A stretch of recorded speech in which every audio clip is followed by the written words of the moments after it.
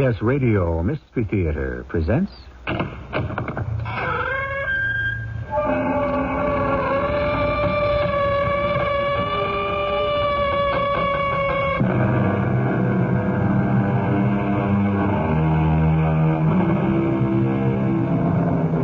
Come in. Welcome. I'm E.G. Marshall.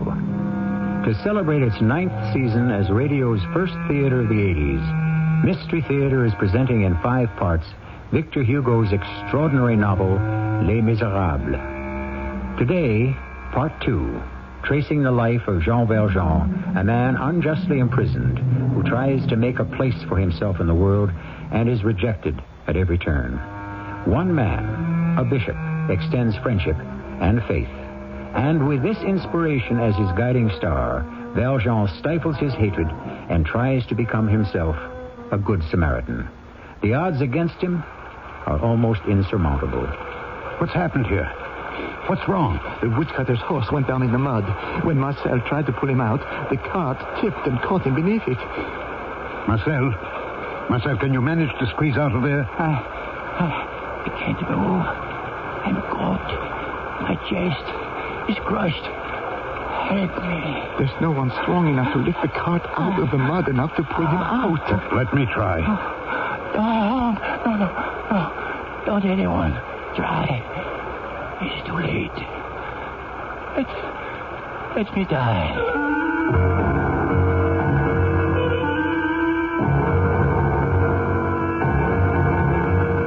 Our drama, The Lawless and the Law, Part 2 of Victor Hugo's Les Misérables, adapted for the Mystery Theater by Gerald Keane, stars Alexander Scourby as Jean Valjean and Bernard Grant as Inspector Javert. I shall return shortly with Act 1.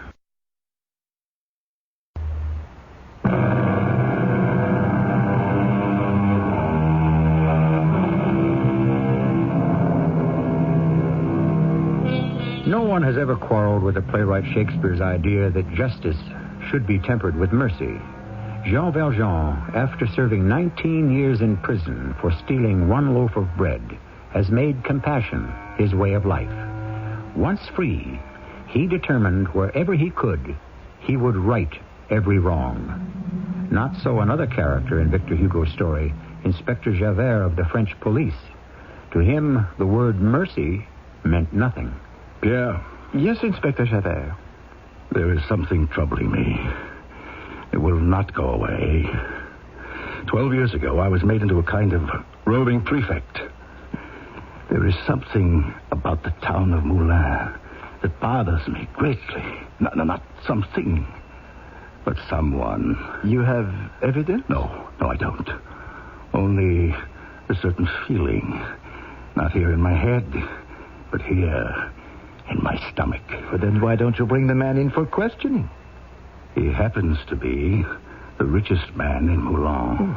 Could be all the more reason. Stolen wealth. He also happens to be the mayor. Oh, you don't mean Mayor Badalin? Impossible. Why, he's put Moulins on the map.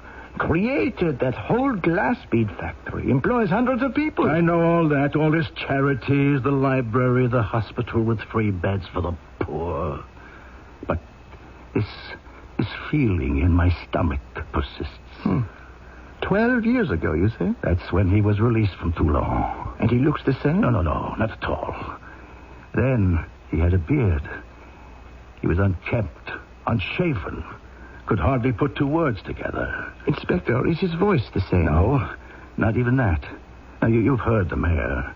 He speaks with gentleness and a supreme authority. But let us examine the problem. This Mayor Madeleine, where did he come from? Suddenly he appears in Moulins with an invention to make black beads, better and cheaper than even the Germans. He buys land, builds buildings, and Moulins becomes a thriving industrial city. Years ago, I trailed him, but I lost the trail. But if he served all his sentence, why continue to follow him?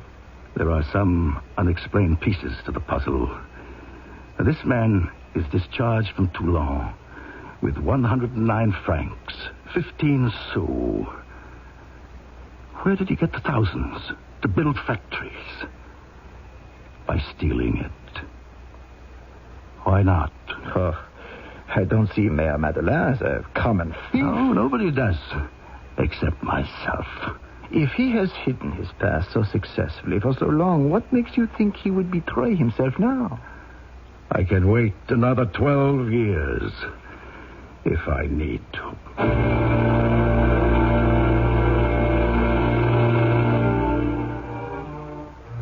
I am Jean Valjean.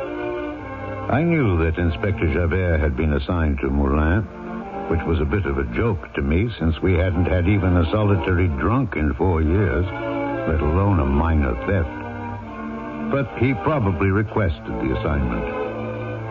My appearance and life had changed so considerably, there was nothing to connect me with the prisoner he had known. Business was booming in our town. Our factories were hiring new people every day. And Mademoiselle Fantine, what experience have you had? Madame Fantine. I'm a widow. And have you had any experience in the manufacture of glass beads? Since my husband's sudden death, I have had to think about supporting my baby girl. Cosette is her name. Well, so you haven't really had any practical experience? I'm sure I could learn. I have to work to take care of her. Oh, well, of course you could learn. Well, let me see. Yes. There just happens to be an opening in our glass bead counting department, and you could start work when? I could. Tomorrow morning? Yes, tomorrow morning. Report first to my office at 7. May I ask another favor of you, monsieur? Well, why not? Could I meet Monsieur Madeleine? It's just that I wanted to thank him for this opportunity, a job in his factory. Fantine, you made a good impression on me. I interviewed you. If you want to thank anyone, thank me.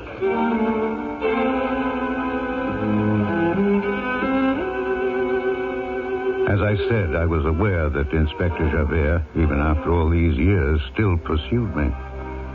But for him to make any positive connection between the mayor of Moulin and Jean Valjean, the former convict, was next to impossible.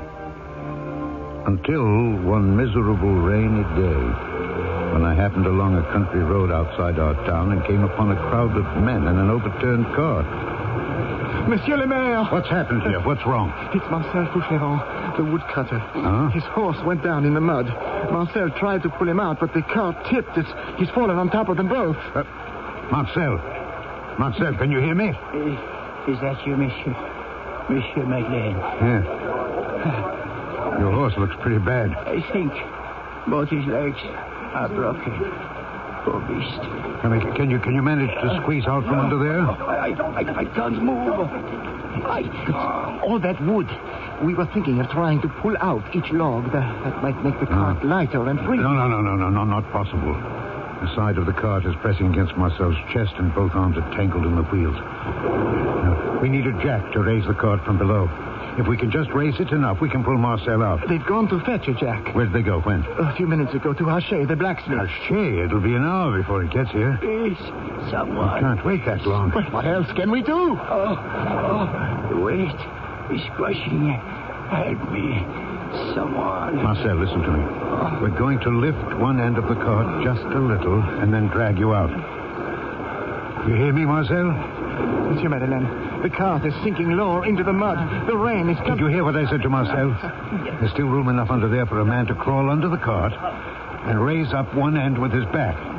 It'll only take half a minute, and then we can pull Marcel free. Anyone here with a strong back?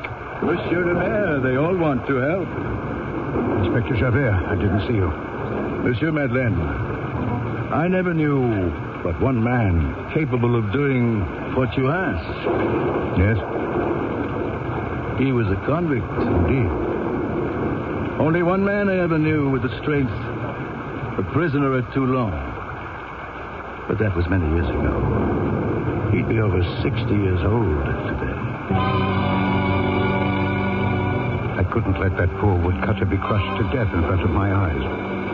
I wedged myself under the cart, near enough to Marcel. lay flat. And then tried to bring my elbows up to my knees.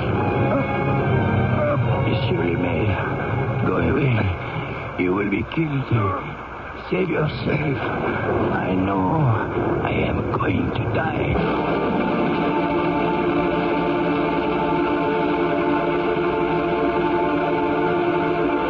Marcel didn't die. They managed to lift the cart a few inches, and they dragged him out. Then they held each end, giving me enough time to escape also. I stood up. I was all right. One is never too old. As for Marcel, I got him to the hospital in a hurry. Do you see this, nurse? You know what the mayor did?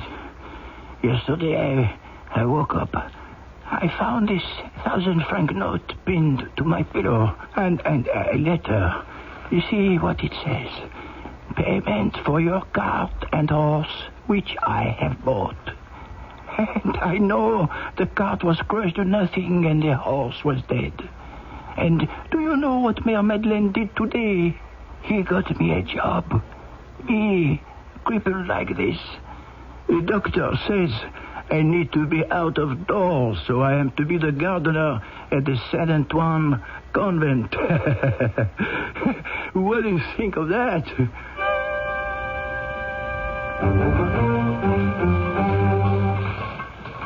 Mademoiselle Fantine, I mean, Madame, I have been watching you. Oh, you have? Nothing I've done wrong, is there? Oh, no, I wouldn't say so, but you would like to make a few more francs, now wouldn't you? Oh, yes, I would. Well, I was thinking there might be an opening in the sorting section.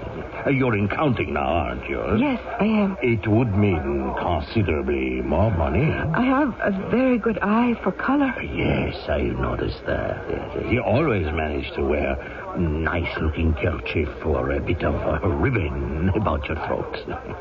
What do I have to do to get the sorting job? Well, it would depend entirely on you, Fantine. First of all, you would have to learn to do the job. Well, I myself could show you the color differentiations. Now, let's say the best time for me to show you would be in the evening after the factory is closed down. In the evening? Yes, we could have a little supper together first. It would be my pleasure. Well, I always like to get back and make sure Cosette is sleeping well. Oh, well, we could do that and then come back, huh?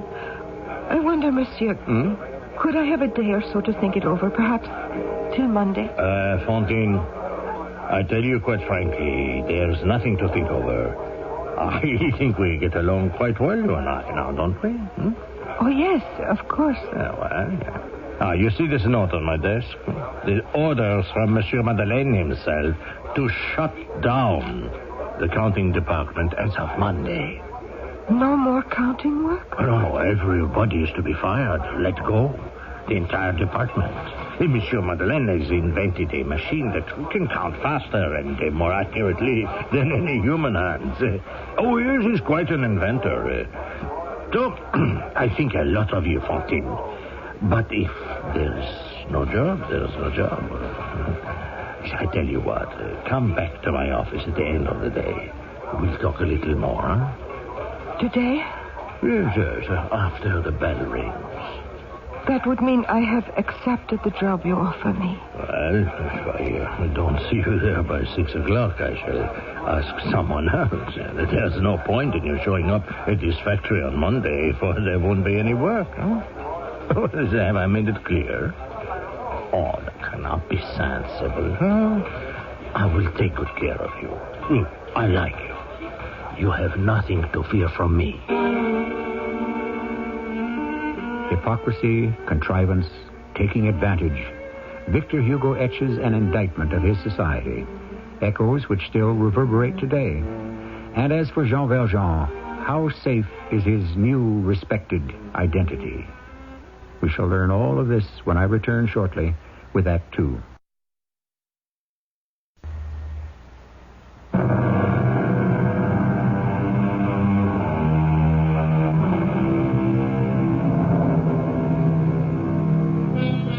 Victor Hugo recounts the tale of the miserable and the poor, Fantine, a young widow with a sickly daughter to care for, has been fired from her job in the factory in the dead of winter.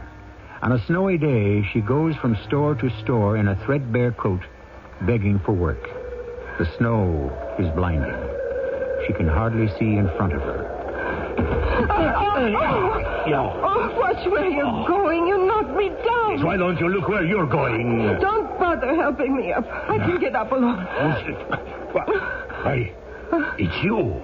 Aren't you Fantine, who used to work in the glass factory? Let go of me. Wait a minute.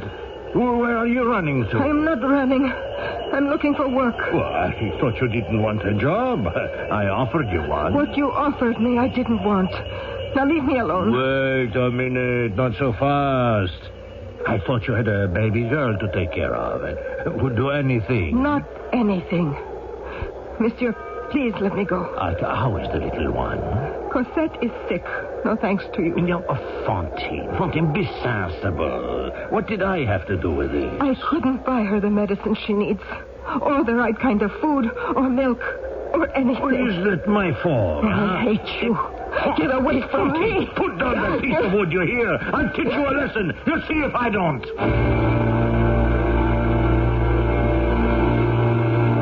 Inspector Javert, we've just brought in a young female on a complaint from the foreman of the Madeleine Glassworks, Monsieur Jourdain. What is the complaint? That she attacked him on the street with a piece of wood. Why are you bringing this simple assault to my attention? It's because she used to work in Monsieur Madeleine's glass factory. I knew of your interest in the gentleman. She says she was fired. I wondered why. Yes, there may be something we can trip him up with. Girl on the streets attacks foreman. Why does she do that? Have her in. No, wait. Go to the mayor's house. It's right next door. Tell him there's an urgent matter at the police station that requires his attention. By the time he gets here, I'll have that girl in such a state she'll swear to anything. Now send her in. Come in, you. The inspector wishes to talk to you. I shall return with the gentleman as soon as possible. Good. Young lady, you seem to have gotten yourself into a nice mess. It's all because of that awful Monsieur Madeleine. He fired a whole department. My job went with it. I haven't worked in months. Brute of a foreman attacked me. That is not what our gendarme reports. I tell you, he attacked me, that horrible man. Did he now? His sworn complaint to the gendarme was he was peacefully walking the street, and you took a stick and beat him about the head. Inspector, I swear by our Savior that is not true. You took no stick to him? To defend myself only. It was he who had me fired from the factory because I refused him. A moment ago, you told me it was Monsieur Madeleine who had you fired. That's what I was told. How well did you get along with Monsieur Madeleine? Who? The owner of the factory. Don't tell me you don't know him. It's true, I never met him. That is not the report that has come to our attention. We know there was some kind of a liaison between you and Monsieur Madeleine. I don't know what it could be. I am so cold and tired. And my little girl, she will be worried about me. Cosette, I left her with nothing to eat. Please let me go to her. Then why don't you tell me about Monsieur Madeleine? Let us be clear about this and you can go. I will even give you some milk to take to your Cosette. Now, you did know him when you were working at the factory. What do you want me to say?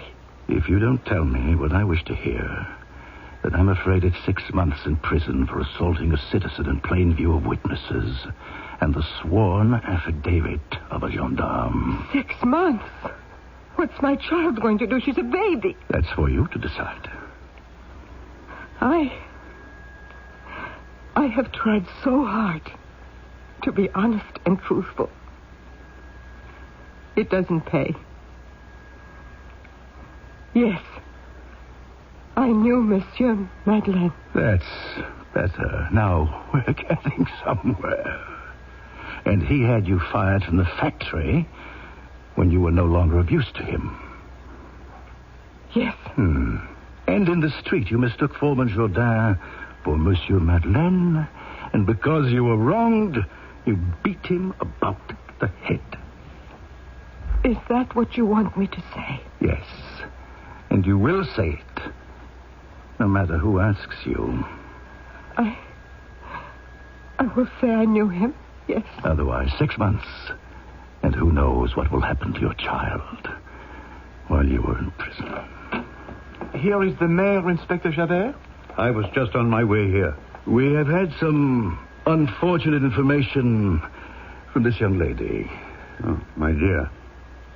Is this the girl who was thrown into the snow? I was just coming here when I learned she'd been taken by the police to your office. Madame, tell this gentleman, repeat to him what you have just told me. Throw a blanket around her shoulders. Can't you see she's suffering from exposure? Look at the poor child. Heavens, to find a citizen of Moulins in this condition. Madame, I asked a question. Your name is Fantine? Yes. You were employed in the Madeleine Glass Works? Yes. Were you? I didn't know that. And have you not just made a sworn statement that you had personal relations with Monsieur Madeleine, owner of those works? Oh, come now. I've never seen this child before. She told you no such thing. Did you or did you not say you knew Monsieur Madeleine? Yes. Guess what? Yes. I knew him. And we all know what that means.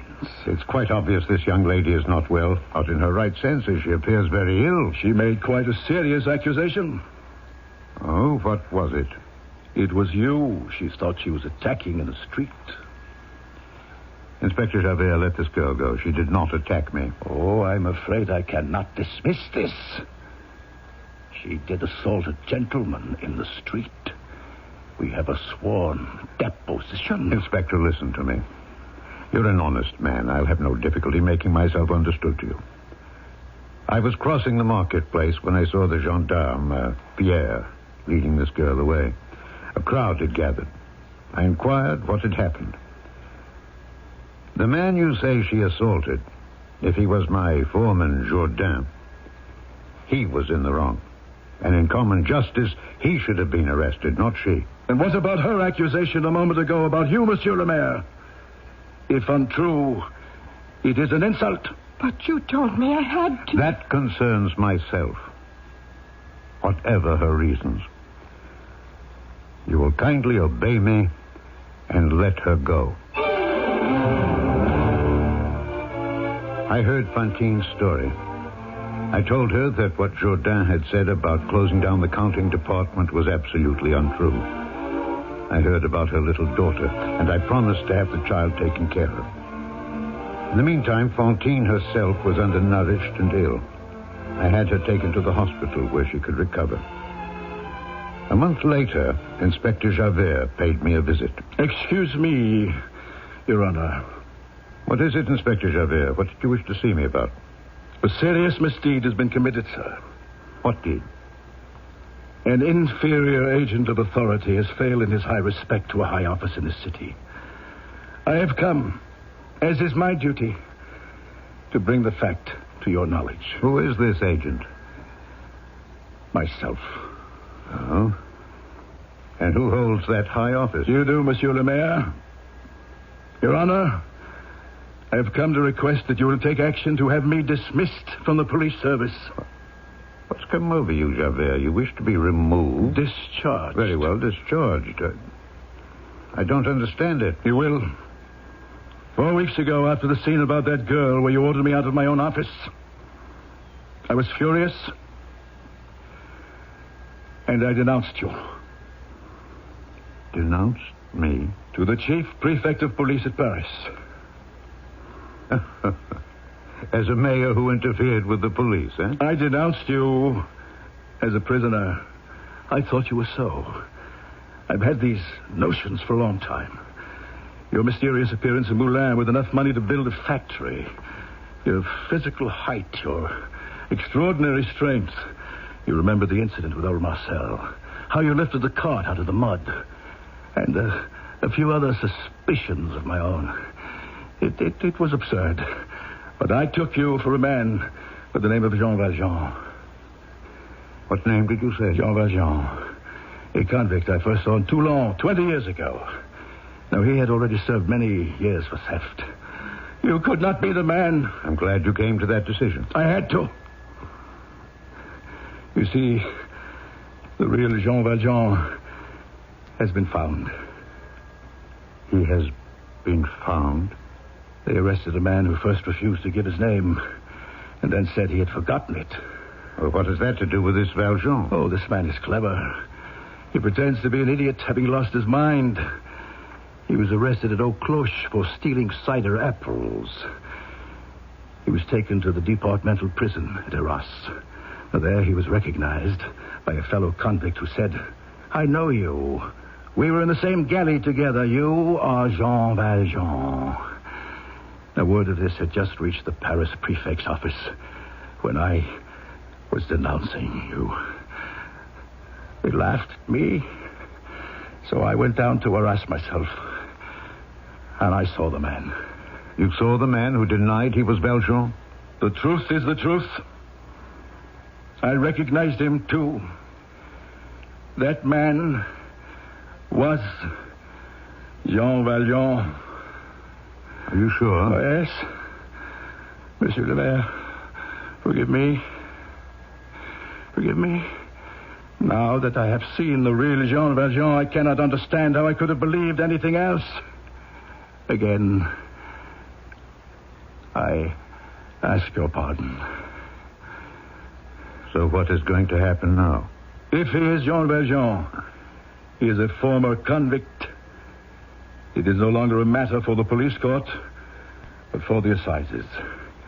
He is to be tried at Arras, and I have been called as a witness. Is that all, Inspector? No. I must be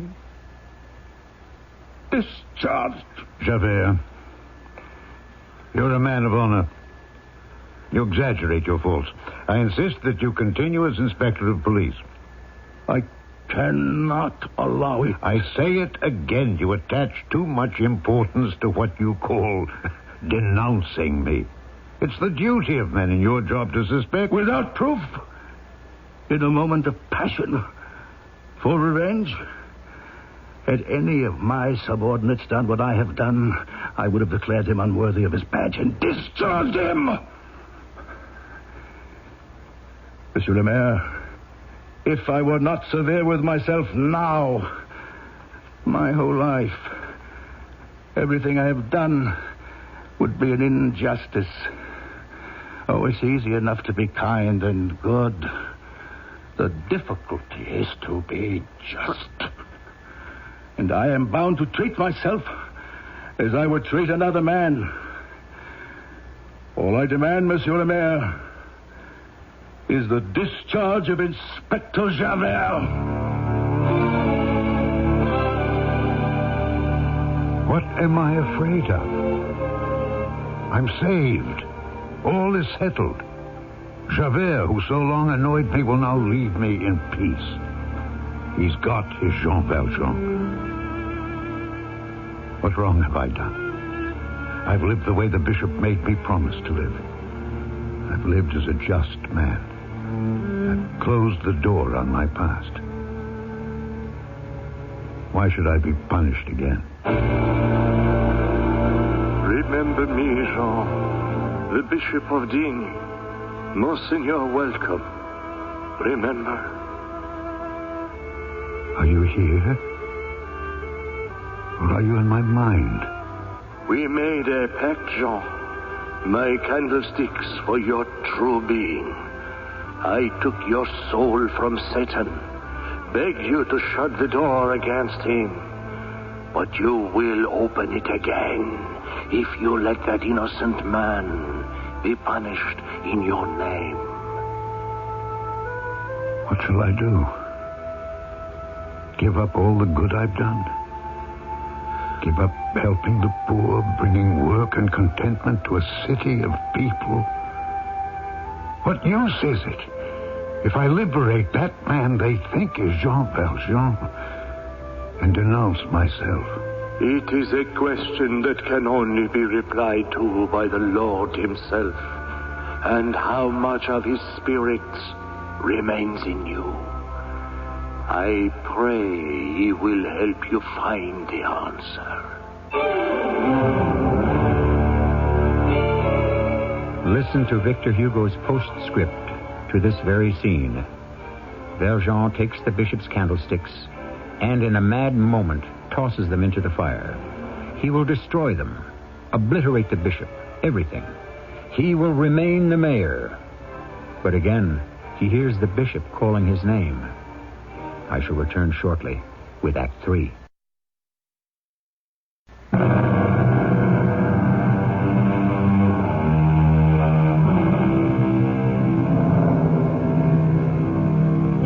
It was inevitable. There was no other way. Jean Valjean was not a thief. In his heart, he always gave, never took. That society had punished him for that, no matter. Valjean was an honest man. He simply could not allow an innocent man to be condemned in his place. Quickly, he rescued the silver candlesticks from the fire and blessed the bishop who had blessed him. I arrived late the next day at the courthouse in Arras. I found a seat away at the back. Inspector Javert sat at the witness table. He did not see me. No one, in fact, noticed me. All were looking at the poor creature being questioned by the public prosecutor. I knew then his only crime was that he could not remember who he was. Mr. No Name, you don't mind if I call you that, do you?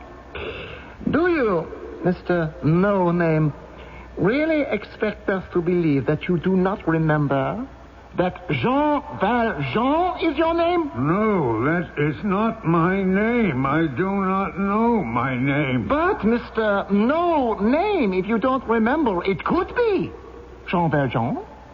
We have witnesses who seem to know more about you than you do yourself. We have the Inspector of Police, Inspector Javert, who positively identifies you. Could he be mistaken? I don't know, Monsieur Javert. Inspector Javert, we have other witnesses who are chained with you at Toulon, and we shall ask them to appear presently. No, I was never in Toulon. Prisoner, I ask you two questions. First, did you, yes or no, climb over the wall at Haute Cloche, break a branch, and steal apples? Second, yes or no, are you the liberated convict Jean Valjean? I have stolen nothing. I'm a man who doesn't eat every day. How do you manage to remain so big and strong? I do odd jobs. Can you remember who you worked for? Not at this moment. Too bad. What do you remember, Mr. No Name? I was walking toward Haute Cloche after the flood. It made the whole country yellow. Nothing growing in the sand except a few blades of grass. I found a branch with apples lying on the ground. I picked it up. I never thought it would bring me into such trouble. I don't know why I can't remember my name.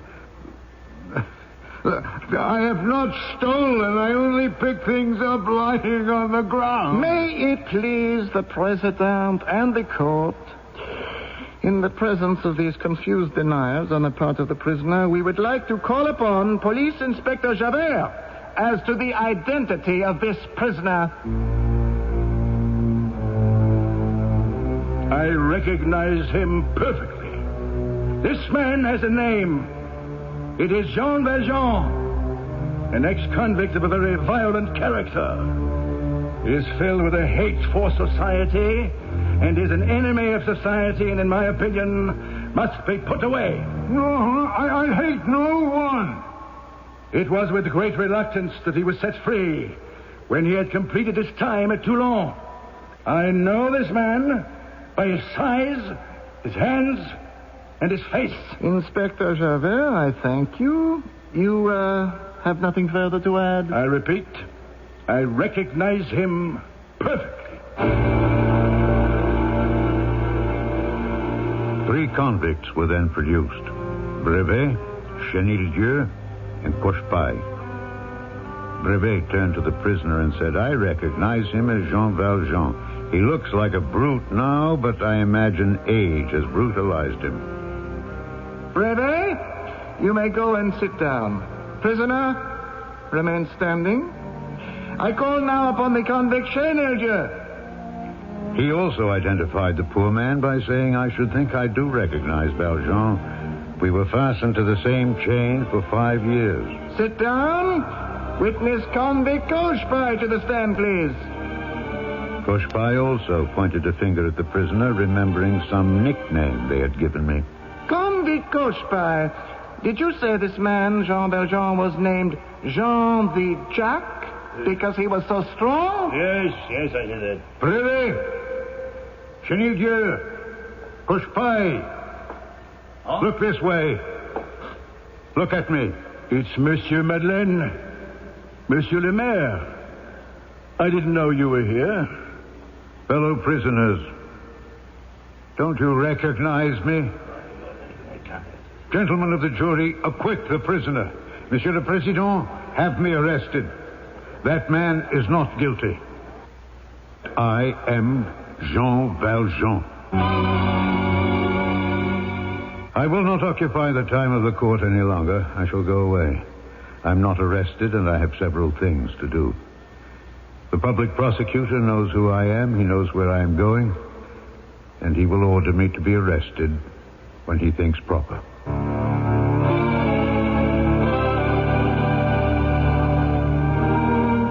I had told the court I had much to do. But only one thing to me was important. To go to the hospital where Fantine was recuperating and make sure she was reunited with her child. But when I got there, they told me someone had spirited Cosette away. And because her mother, Fantine, was so weak, no one dared tell her the truth. Oh, Monsieur Madeleine, why don't they bring me Cosette? She's in the nursery along with several other young ones. Don't you worry. You saw her? No, I've just returned from Arras. But as soon as I get the doctor's report about you, I'm going to the nursery to make Cosette's acquaintance. I still don't understand why I couldn't see her. Only a little weak, but if I saw her, it would give me such strength I could get out of this bed and dance. Fantine, you certainly are stubborn. The doctors say you must be patient to regain your strength. Believe me, I think it would be a great strain for you if that door behind me were to open and there stood Cosette. No! Fantine, what is it? In the door. There. Oh, Monsieur Madeleine, save me. Standing in the door was Javert. He had come for me. I knew that. But Fantine did not. All she could remember is that day not so long ago when Javert had threatened her with 6 months in prison. The day I had countermanded his order. Oh, save me from him. Don't be alarmed, child. He hasn't come for you. I know what you want, Javert. If you know, then get up. Well, are you coming? Maybe this will assist you. You needn't hold me by the collar. Monsieur le Maire. There is no Monsieur le Maire here. Javert. Call me Monsieur l'Inspecteur. Inspector Javert, I should like to say a word to you in private. Speak up. People talk aloud to me. I have a request to make of you. I told you to speak up to me. Heard only by yourself. What do I care about that? I'm not listening. Grant me 3 days. 3 days to go and bring back with me this unhappy woman's child. I'll pay you whatever you ask. You can come with me if you like. You must be joking. You ask me to give you 3 days so that you can escape again. To go and find Cosette? Then she's not here? Where is she? Monsieur le Maire, you promised. You said she was in the nursery. Be quiet. Silence! Somebody help me, Monsieur Madeleine. I tell you, there is no Monsieur Madeleine. And no Monsieur le Maire. But there is a thief, a brigand, A convict by the name of Jean Valjean, and I have got him. That's what there is. No. Cosette! God, you've killed this woman. Oh, my baby. Nurse! Doctor! Get away from that bed. No, Javert. You have made a big mistake. Hitting me. Javert, stand as far away from me as you can. I advise you not to disturb me at present. Say a prayer over her, if you like. Fantine, I don't know if there is life enough in you to hear me. I don't know if my voice will catch your spirit as it leaves here. But I swear to you by all that is holy, all that my life has meant and will mean and must mean. One day, I shall find Cosette and care for her in your name, as if she were my own granddaughter. Sleep, Fantine. Sleep forever. Remember me. Never forget. Faith, hope, and love abide. And the greatest of these is love.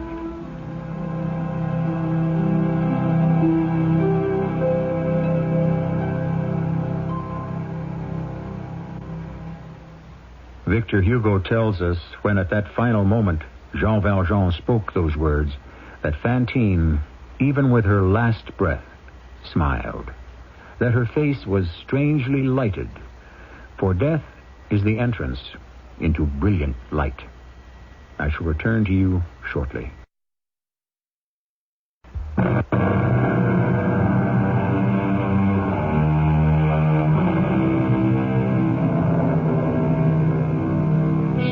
And so we conclude Part 2 of Victor Hugo's Les Misérables, a novel which to this day has remained one of the greatest expressions of man's struggle to maintain dignity, charity, and love.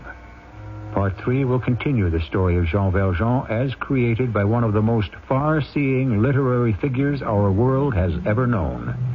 Our cast included Alexander Scourby, Bernard Grant, Terry Keane, Russell Horton, and Earl Hammond. The entire production was under the direction of Hyman Brown. This is E.G. Marshall, inviting you to return to our Mystery Theater for another adventure in the macabre. Until next time, pleasant dreams.